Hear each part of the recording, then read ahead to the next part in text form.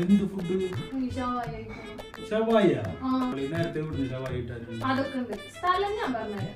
എന്റെ ഒപ്പം വന്നാൽ അപ്പോൾ ഞാൻ പറഞ്ഞു തന്ന സ്പോട്ട് വേറെ എവിടെയല്ല, അവിടെ ഷാർജ ഓയിലുള്ള അർദ്ധമലിഹ റെസ്റ്റോറന്റിന്. അപ്പോൾ അവിടെ ചെല്ലുമ്പോ എന്റെ ഫ്രണ്ടിലുണ്ടല്ലോ ചിക്കൻ കിടന്ന് കറങ്ങുണ്ടോ, അത് കാണുമ്പോ എങ്ങനെ നമ്മൾ ഓർഡർ ചെയ്യാണ്ടിരിക്കുക. ആ മസാല കൂട്ടിയിട്ട് ചിക്കൻ ഒരു പിടി പിടിച്ചാണ്ടല്ലോ, അടിപൊളിയാണ്.